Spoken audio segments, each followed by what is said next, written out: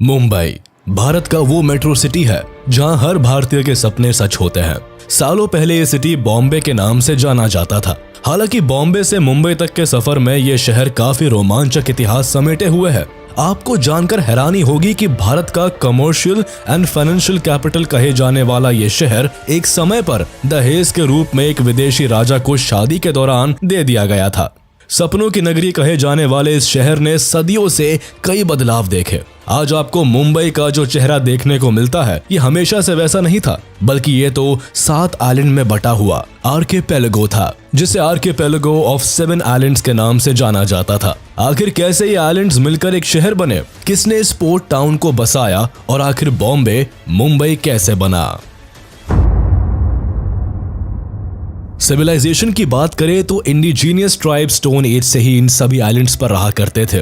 कोलिस and Agri नाम के tribals यहाँ के सबसे अर्लीस्ट नोन सेटलर्स थे। दरअसल सदियों पहले बॉम्बे शहर था ही नहीं, बल्कि ये जगह कई आइलैंड्स में बटा हुआ था। इस जगह पर बॉम्बे, कोलाबा, लिटिल कोलाबा, मजगांव, परेल, वर्ली और माहिम नाम के 7 अलग अलग आइलैंड्स हुआ करते थे। ये आइलैंड्स कुछ दूरी पर एक दूसरे से अलग अलग बसे हुए थे। उन दिनों यहाँ केवल fishing villages, marshes, mud flats, caves, temples and hills ही देखने को मिलते थे। इन आइलैंड्स में रहने वाले ज्यादातर लोग मछुआरे थे जो यहाँ मछली पकड़कर अपना जीवन चलाते थे। इसके अलावा भी कई कम्युनिटीज इन आइलैंड्स में रहती थी। सबसे मजेदार बात यह है कि 7 आइलैंड्स अलग अलग कल्चर को फॉलो किया करते थे और इन सबके इंडिजीनियस किंग्स हुआ करते थे। 3rd सेंचुरी BCE से लेकर 1348 तक यहाँ पर अलग अलग हिंदू डायनेस्टीज ने राज किया। सबसे पहले यहाँ मौर्यन किंग अशोका का राज हुआ करता था, लेकिन 185 BCE में मौर्य एम्पायर के डिक्लाइन के साथ 2nd सेंचुरी BCE से लेकर 10th सेंचुरी CE तक इन आइलैंड्स पर वेरियस इंडिजीनियस डायनेस्टीज ने राज किया, जिसमें सतवाहनस, अभिरास, वाकटकस, कालाचूरिस, कोंकण चालुक्यास, राष्ट्रकूटास, सिल्हारस और छोलास शामिल थे।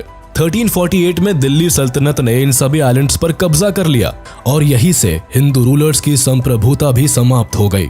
1348 से लेकर 1391 तक यहाँ पर दिल्ली सल्तनत का कंट्रोल रहा और इसी दौरान नजीरुद्दीन मोहम्मद बिन तुगलक, जो कि दिल्ली सल्तनत के सुल्तान थे, उन्होंने जाफर खान को गुजरात का गवर्नर बना दिया था। जल्दी ही 1398 में जब तुगलक डायनेस्टी कमजोर हो गई, तब जाफर खान ने मौके का फायदा उठाते हुए अपनी गुजरात सल्तनत की नींव डाल दी। इसी पावर शिफ्ट के साथ बॉम्बे भी अब गुजरात सल्तनत का हिस्सा बन गया।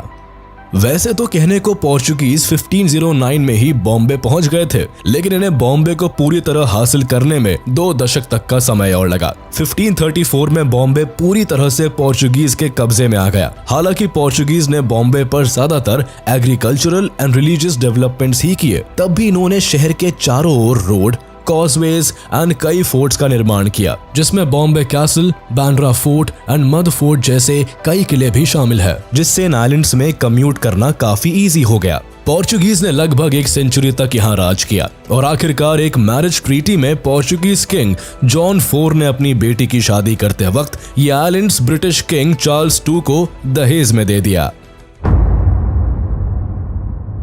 20th में 1498 में Portuguese explorer Vasco da Gama सबसे पहले यूरोपियन ट्रेडर के रूप में इंडिया के मालाबार कोस्ट कालीकट पहुंचे। अपने अराइवल के कई साल बाद 1505 में पोर्चुगीज के first viceroy Francisco de Almeida ने कोचिन में अपना पहला हेडक्वार्टर्स एस्टैब्लिश किया और 1510 में बीजापुर सल्तनत को हराकर गोवा को कैप्चर कर उसे अपना परमानेंट सेटलमेंट बना लिया। पोर्चुगीज का भारत में आना इन सभी आइलैंड्स को पूरी तरह से बदल कर रखने वाला था। सबसे पहले दिसंबर 1508 में Portuguese viceroy Francisco de Almeida Cannanore से दियो तक के अपने अभियान के दौरान बॉम्बे पहुंचते हैं। इन्होंने अपने शिप को बॉम्बे आइलैंड के किनारे लगाया। बॉम्बे का अरेबियन सी से लगे होने की वजह से अल्मीडा को ये जगह काफी पसंद आई। अल्मीडा इन पोर्ट्स को देखकर इतने खुश हुए कि इन्होंने इस पोर्ट का नाम बॉम्बाहिया दिया, जिसका मतलब था गुड बे। बाद में ये सभी आइलैंड्स बॉम्बाहिया के नाम से पॉपुलर होने लगे। जब 1661 में ब्रिटिश क्राउन ने इन सभी आइलैंड्स पर अपना कब्जा जमाया, तब इसका नाम बदलकर बॉम्बे कर दिया। धीरे धीरे इन सारे आइलैंड्स को बॉम्बे नाम से बुलाया जाने लगा। हालांकि अल्मीडा ने यहाँ 1508 में ही विजिट कर लिया था, लेकिन पोर्चुगीज को बॉम्बे तक आने में 1 साल का समय लग गया। दरअसल बॉम्बे आइलैंड्स उन दिनों सुल्तान बहादुर शाह, जो कि गुजरात सल्तनत के किंग थे, उनके अंडर आता था, इसलिए पोर्चुगीज यहाँ सीधे तौर पर नहीं आ सके। हालांकि पोर्चुगीज लगातार गुजरात सल्तनत के साथ कॉन्फ्लिक्ट्स में थे। इसी दौरान पुर्तगालियों ने माहिम क्रीक पर अपनी जीत हासिल कर ली और 21 जनवरी 1509 को गुजरात सल्तनत के एक जहाज पर कब्जा करने के बाद अपनी पहली यात्रा बॉम्बे आइलैंड के लिए की। लेकिन इससे उन्हें कोई खास सफलता नहीं मिली, क्योंकि बहादुर शाह ने इन आइलैंड्स को फिर से रिकैप्चर कर लिया था। लगातार हो रहे कॉन्फ्लिक्ट्स के बावजूद पोर्चुगीज ने 1526 में बसाइन, जिसे अब वसई के नाम से जाना जाता है, वहां अपनी पहली फैक्ट्री खोली। इन दिनों बहादुर शाह ने इन आइलैंड्स में इस्लाम को काफी प्रचलित किया था, लेकिन वो लगातार मुगल मराठा वॉर्स में फंसे रहते थे, जिसकी वजह से उनका इन्फ्लुएंस इन आइलैंड्स में काफी कम हो गया था। पोर्चुगीज इस मौके की तलाश में काफी दिनों से थे और अब उन्हें ये मौका मिलने ही वाला था। 1528 से 1529 के दौरान पोर्चुगीज गवर्नर लोपो वास डे सैम्पायो ने गुजरात सल्तनत से फोर्ट ऑफ माहिम को छीन लिया। इस वक्त तक मुगल एम्परर हुमायूं भी मुगल एम्पायर को बढ़ाने में जुटा हुआ था। गद्दी संभालते ही उसने अपना रुख बिहार और गुजरात की तरफ कर लिया। बहादुर शाह को एहसास होने लगा था कि जल्द ही हुमायूं अब गुजरात को उससे छीन लेगा। दिन ब दिन बहादुर शाह का ये बढ़ता हुआ डर उन्हें पोर्चुगीज से दोस्ती करने पर मजबूर करने लगा। लेकिन पोर्चुगीज के एम्बिशन कुछ और ही थे। एक साइड जहां बहादुर शाह की हुमायूं से इनसिक्योरिटीज बढ़ती ही जा रही थी, तो वहीं दूसरी ओर पोर्चुगीज ने बहादुर शाह के इस डर का फायदा उठाया। पोर्चुगीज ने हुमायूं के अटैक से गुजरात सल्तनत को बचाने और उनका साथ देने के बदले 23 दिसंबर 1534 को बहादुर शाह के साथ ट्रीटी ऑफ बसाइन को साइन किया। इस ट्रीटी के तहत बहादुर शाह ने 7 आइलैंड्स ऑफ बॉम्बे एंड बसाइन को पोर्चुगीज को सौंप दिया और इसी के साथ बॉम्बे एंड बसीन पर से गुजरात सल्तनत का एंड हो गया। बॉम्बे पर कब्जा करने के बाद पुर्तगालियों के हाथों में बॉम्बे के 7 आइलैंड्स थे। अब उनका मेन एम था इन आइलैंड से स्पाइस ट्रेड एंड क्रिश्चियनिटी को प्रमोट करना। क्योंकि सालों से यहाँ इस्लामिक रूल था, इसलिए यहाँ की सोसाइटी काफी कंजर्वेटिव थी। यहाँ का माहौल बदलने के लिए पोर्चुगीज ने यहाँ इंटर मैरिज करना शुरू कर दिया। इसके साथ ही यहाँ कई चर्चेस बनवाए गए। हालांकि पोर्चुगीज के शासन के दौरान इन आइलैंड्स में ज्यादा बड़े लेवल पर कोई डेवलपमेंट नहीं हुआ, फिर भी उन्होंने इन एरियाज को अपने हिसाब से डेवलप किया। रोमन कैथोलिक चर्च को स्ट्रांगली सपोर्ट किया। उस टाइम तक बॉम्बे में इनका ट्रेड काफी जोरों से चलने लगा था। कॉटन, कोकोनट, कॉयर, स्पाइसेस की ट्रेड ने यहाँ काफी जड़ें फैलाई। ट्रेड में रफ्तार के साथ पोर्चुगीज ने यहाँ कई ट्रेडिंग सेंटर्स, बिल्डिंग्स और चर्चेस को भी बनवाया। कच्चे माल को पोर्ट तक लाने ले जाने के लिए उन्होंने रोड्स एंड कॉजवेज भी बनवाए। 16th सेंचुरी खत्म होने के साथ ही पोर्चुगीज ने इंडियन ओशन सहित भारत में अपनी पकड़ मजबूत कर ली थी। लेकिन पोर्चुगीज की बढ़ती आमदनी और मोनोपोली को देखते हुए कई दूसरे यूरोपियन कंट्रीज, खासकर स्पेन ने पोर्चुगीज पर हमले शुरू कर दिए। इसी बीच स्पेन ने पोर्चुगल पर अटैक कर उन पर कब्जा कर लिया। हालांकि भारत अब भी सुरक्षित था, लेकिन जल्दी ही यहाँ इंग्लिश मर्चेंट ने नवंबर 1583 में एंट्री की, जिसके साथ ही ब्रिटिशर्स और पोर्चुगीज में भारत के डिफरेंट एरियाज पर वर्चस्व को लेकर लड़ाई छिड़ गई। दूसरी कई यूरोपियन पावर्स इंडिया में पोर्चुगीज के स्पाइस ट्रेड मोनोपोली को खत्म करना चाहते थे, इसीलिए वो लगातार भारत में मुगल एम्परर से बिजनेस करने की मंजूरी मांग रहे थे। वहीं दूसरी ओर पोर्चुगीज मुगल किंग को काफी ज्यादा टैक्स देते थे, जिसकी वजह से ये राजा दूसरे यूरोपियन ट्रेडर्स को कोई मौका नहीं दे रहे थे।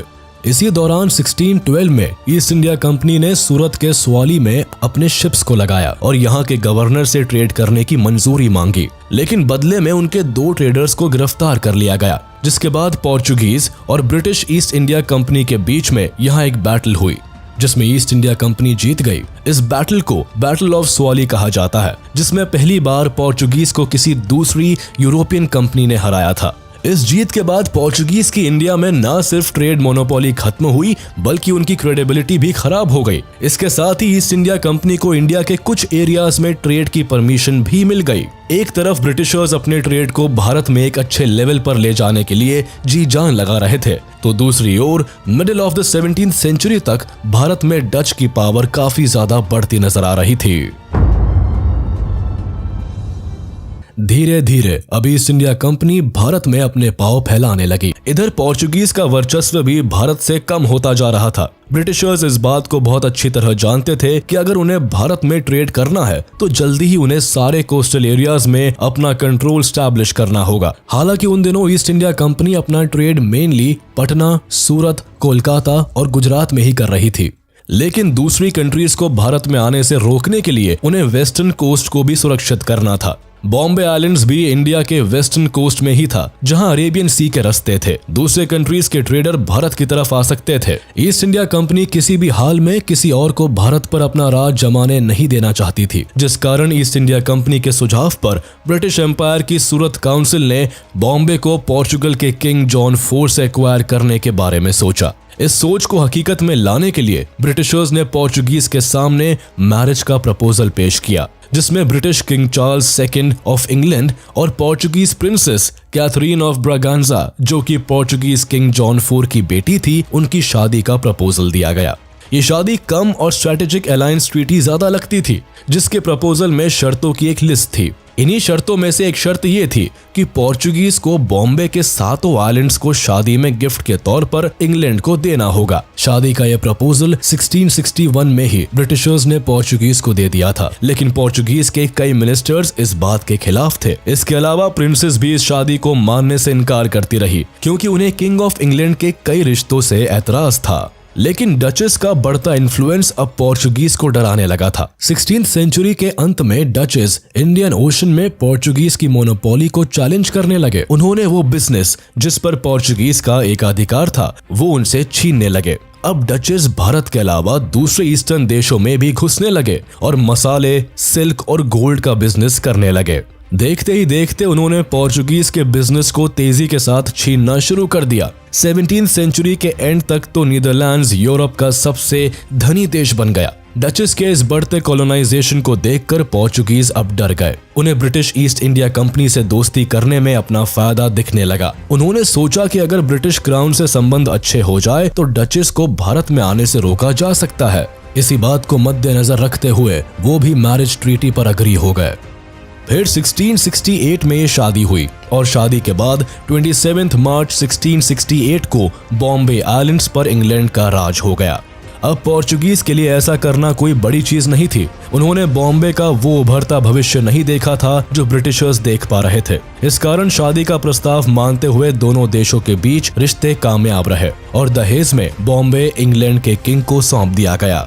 इंग्लैंड के राजा चार्ल्स II को डाउरी में बॉम्बे आइलैंड्स के अलावा मोरक्को के पोर्ट ऑफ टैंजियर को भी गिफ्ट किया गया था। इसके साथ ही ब्रिटिशर्स को ब्राजील और पोर्चुगीज ईस्ट इंडीज में ट्रेडिंग की भी इजाजत मिली। पोर्चुगल में रहने वाले इंग्लिश रेजिडेंट्स को रिलीजियस एंड कमर्शियल फ्रीडम दी गई और शादी पूरी होने के साथ ही करीब 2 मिलियन पोर्चुगीज क्राउन्स भी इंग्लैंड को दिए गए। बॉम्बे उस समय ईस्ट इंडिया कंपनी के लिए काफी इंपॉर्टेंट था, जिसकी कई वजह थी। ईस्ट इंडिया कंपनी बॉम्बे के जरिए आराम से अपने गुड्स को इंपोर्ट एंड एक्सपोर्ट कर सकते थे और आने वाले समय में वो अपने ट्रेडिंग सेंटर को गुजरात के सूरत से बॉम्बे शिफ्ट करने वाले थे। इस आइलैंड की इंपॉर्टेंस को समझते हुए ईस्ट इंडिया कंपनी हर हाल में इसे हथियाना चाहती थी, जिस कारण कंपनी ने किंग से आइलैंड की मांग की और किंग ने 27 मार्च 1668 को केवल 10 पाउंड एनुअल रेंट के तौर पर ईस्ट इंडिया कंपनी को ये आइलैंड लीज पर दे दिया। ईस्ट इंडिया कंपनी ने बॉम्बे को अपने हाथ में लेते ही इसके रंग ढंग बदलने शुरू कर दिए। सबसे पहले कंपनी ने यहाँ की डेवलपमेंट पर ध्यान देते हुए कई चेंजेस करने शुरू किए। ब्रिटिशर्स ने यहाँ कई कुएं, वेयर हाउसेस और कस्टम हाउसेस बनवाए। इसके अलावा ब्रिटिशर्स ने बॉम्बे कासल के आसपास फोर्टिफिकेशंस भी करवाए और एक सिविल कोड भी बनवाया। बॉम्बे का पहला governor English east India company के प्रेसिडेंट जॉर्ज ऑक्सेंडेन को बनाया गया। डेवलपमेंट और एडमिनिस्ट्रेशन के काम के साथ कंपनी ने यहाँ अपने बिजनेस को भी तेजी से स्प्रेड करना शुरू कर दिया। लेकिन बॉम्बे में बिजनेस को बढ़ाने के लिए पहले इस जगह को फर्दर डेवलप करने की जरूरत थी। उस समय इन आइलैंड पर हेल्थ फैसिलिटीज ना के बराबर थी और इसी वजह से यहाँ काफी बीमारियां फैलती रहती थी, जिस कारण लोगों का यहाँ काम करना काफी मुश्किल था। इस प्रॉब्लम को टैकल करने के लिए ब्रिटिशर्स ने यहाँ कई हॉस्पिटल्स और मेडिकल ट्रीटमेंट की फैसिलिटीज अवेलेबल करवाई। मेडिकल फैसिलिटीज के चलते बॉम्बे की पॉपुलेशन में काफी सुधार देखा गया। 1661 से 1675 के बीच बॉम्बे की पॉपुलेशन में बढ़ोतरी देखी गई और जो पॉपुलेशन एक समय पर केवल 10,000 थी, वो मेडिकल ट्रीटमेंट के चलते 60,000 के करीब आ गई। मेडिकल की प्रॉपर फैसिलिटीज और पॉपुलेशन ग्रोथ के कारण यहाँ ट्रेड करना भी आसान हो गया और इंडिया और ब्रिटिश मर्चेंट्स के अराइवल के साथ ही 17th सेंचुरी के एंड तक बॉम्बे में ट्रेड का डेवलपमेंट भी देखने को मिला। यहाँ salt, rice, Ivory, cloth, lead and sword blades का काम किया जाता था। बॉम्बे में जब ट्रेड ने अपनी ग्रोथ की तो 1710 तक ब्रिटिशर्स ने अपना बॉम्बे कैसल भी बनवा लिया। इस कैसल की मदद से ब्रिटिशर्स यहाँ 24 घंटे आसपास के एरियाज में नजर रखने लगे, जिसका फायदा ये हुआ कि आइलैंड पर यूरोपियन पायरेट्स और मराठास के सी अटैक्स काफी कम हो गए। वक्त के साथ साथ बॉम्बे ने ब्रिटिशर्स के बिजनेस में काफी मदद भी की, जिस कारण यहाँ के बढ़ते स्ट्रैटेजिक और पॉलिटिकल इंपॉर्टेंस को देखते हुए ईस्ट इंडिया कंपनी ने सूरत से बॉम्बे में अपना हेडक्वार्टर भी शिफ्ट कर लिया, जिसके बाद मिड 18th सेंचुरी तक बॉम्बे डायरेक्ट ब्रिटिश क्राउन के कंट्रोल में आ गया और यहाँ से बॉम्बे को एक मॉडर्न बॉम्बे बनाने का दौर शुरू हो गया। 1782 में विलियम हॉर्नबी बॉम्बे के गवर्नर बनते हैं। उन दिनों बॉम्बे 7 अलग अलग आइलैंड्स में बटा हुआ था, जो कि कई कारणों से विलियम हॉर्नबी को बॉदर करने लगा था। इसी वजह से उन्होंने एक ऐसे प्रोजेक्ट को शुरू किया जो कि अब बॉम्बे को हमेशा के लिए बदलने वाला था।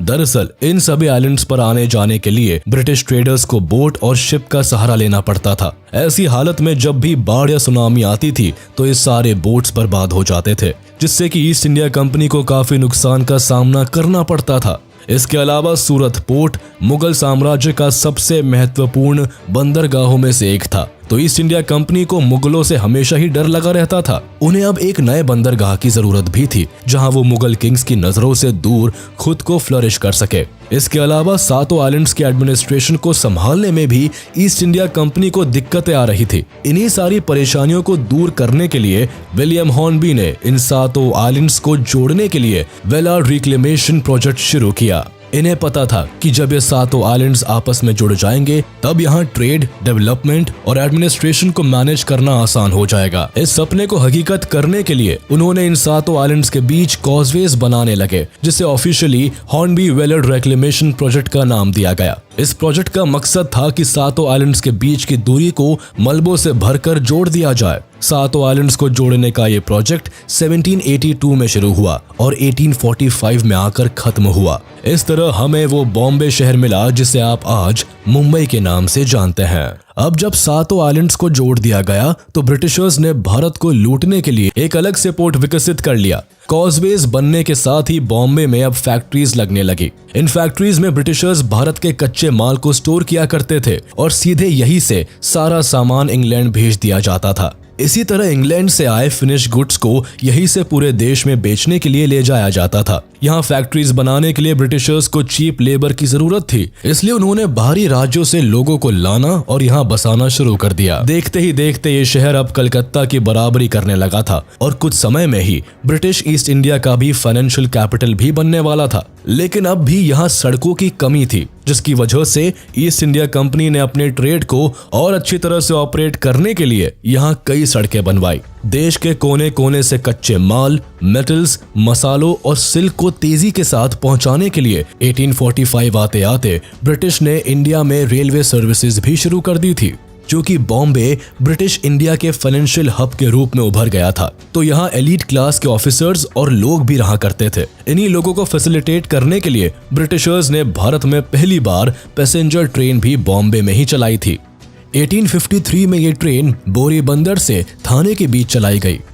इसी बीच भारत में एक बड़ा बदलाव हुआ। भारत में 1857 की क्रांति ने जोर पकड़ ली। इस क्रांति के बाद ब्रिटिश क्राउन ने ईस्ट इंडिया कंपनी को भारत से डिसॉल्व कर दिया। हालांकि इसके बाद इंडियन ओशन ट्रेडिंग की बागडोर अब भी ईस्ट इंडिया कंपनी के पास थी। 1 जून 1874 को एक्ट ऑफ पार्लियामेंट के तहत ईस्ट इंडिया कंपनी को पूरी तरह से डिसॉल्व कर दिया गया। इसके बाद पूरा भारत अब सीधे ब्रिटिश क्राउन के अंडर आ गया और बॉम्बे सहित पूरे भारत की अफेयर्स की बागडोर अब ब्रिटिश राज के हाथों में चली गई। चूंकि बॉम्बे भारत के सबसे उन्नत और बड़े शहरों में से एक था, इसलिए ब्रिटिश क्राउन ने इसे फर्दर डेवलप करने के कई प्लान्स पर काम किए। टाइम के साथ बॉम्बे काफी प्रॉस्पेरस होता चला गया। जैसे ही यहाँ फैक्ट्री सेटअप हुई और अर्बनाइजेशन शुरू हुआ। अर्बनाइजेशन शुरू होने के साथ ही यहाँ की पॉपुलेशन बढ़ने लगी। बाहर से लोग और कामगार यहाँ नई अपॉर्चुनिटीज की तलाश में आने लगे। बढ़ती पॉपुलेशन की वजह से यहाँ अब कई परेशानियां भी शुरू होने लगी, जिसमें major problem health care system का था। 1896 में यहाँ प्लेग फैल गया, जिससे कि बॉम्बे प्रेसिडेंसी के हालात काफी नाजुक हो गए। इसके बाद यहाँ ब्रिटिश एम्पायर ने बॉम्बे सिटी इम्प्रूवमेंट ट्रस्ट को बनाया, जिससे कि बॉम्बे की हालत को सुधारा जा सकता था। इसके बाद इस ट्रस्ट ने यहाँ नए सेटलमेंट्स बनाए, जहाँ लोगों को सेटल किया गया। इस नए सेटलमेंट के दौरान ब्रिटिशर्स ने भारतीय कामगारों और आर्टिसंस को यहाँ से निकाल दिया, जिससे कि ब्रिटिशर्स को अपने फायदे के लिए और ज्यादा जमीनें मिल गई। और जो भारतीय आर्टिसंस यहाँ रहा करते थे, रातों रात बेघर हो गए। इसी ग्रुप ने बॉम्बे के चारों तरफ सी वॉल्स बनाने का काम शुरू किया। हालांकि ये प्रोजेक्ट काफी एम्बिशियस था और इसी वजह से इसका काम काफी लंबा चला। वर्ल्ड वॉर 2 के समय जब फाइनली मरीन ड्राइव का निर्माण हुआ, तब जाके ये सी वॉल का प्रोजेक्ट पूरा हो सका। हालांकि बॉम्बे में डेवलपमेंट तेज रफ्तार में हुई, लेकिन इसका मकसद सिर्फ और सिर्फ ब्रिटिश एम्पायर के इनकम को बढ़ाने और भारत से ज्यादा धन लूट कर ले जाने का था। बॉम्बे में मरीन ड्राइव फ्लाईओवर का निर्माण भी वर्ल्ड वॉर 2 में सिपाहियों को खाना, पानी, जरूरत के सामान और युद्ध के हथियारों को आसानी से और तेजी के साथ ट्रांसपोर्ट करने के लिए हुआ था। 1945 में जब मरीन ड्राइव का काम पूरा हुआ, तब बॉम्बे के सबर्ब्स में भी काफी खाली जमीन मिली, जहां डेवलपमेंट्स और रेजिडेंशियल प्रॉपर्टी बिल्डअप होने लगी। ब्रिटिश राज के टाइम में बॉम्बे पॉलिटिक्स और बिजनेस का बड़ा हब बन गया। ब्रिटिशर्स ने यहाँ कई बड़े स्ट्रक्चर्स बनवाए, जो आज तक भारत की शान में खड़े हैं। The Rajabai clock tower, Victoria terminus और बॉम्बे हाई कोर्ट का निर्माण भी ब्रिटिश रूल के दौरान ही हुआ था। 1911 में जब जॉर्ज 5th का भारत के एम्परर के तौर पर कोरोनेशन होने वाला था, तब मुंबई के आइकॉनिक गेटवे ऑफ इंडिया का निर्माण किया गया, जो कि 1924 में बनकर पूरा हुआ। 1947 में जब भारत आजाद हुआ, तब तक बॉम्बे भारत के सबसे इम्पोर्टेंट शहरों में शुमार हो गया था। यहाँ गुजराती समाज के लोगों का काफी बोलबाला था। पोस्ट इंडिपेंडेंस यहाँ की इकोनॉमी और बिजनेस गुजराती समाज के लोगों के हाथ में था, जिसकी वजह से मराठी स्पीकिंग पॉपुलेशन में काफी डिससैटिस्फैक्शन फैलता जा रहा था, जिसकी वजह से यहाँ 1956 से 1960 तक मराठा प्रोटेस्ट चला। इस दौरान बॉम्बे में काफी वायलेंस फैलने लगा। बढ़ती अनसैटिस्फैक्शन और वायलेंस की वजह से 1960 में बॉम्बे स्टेट का पार्टीशन कर दिया गया और इसके बाद 2 नए स्टेट्स महाराष्ट्र और गुजरात को फॉर्म किया गया। इसके बाद बॉम्बे प्रेसिडेंसी का अर्बन एरिया बॉम्बे के नाम से जाना गया और महाराष्ट्र का कैपिटल सिटी बन गया। 1995 में बॉम्बे का नाम बदलकर इसका मराठी नाम मुंबई कर दिया गया।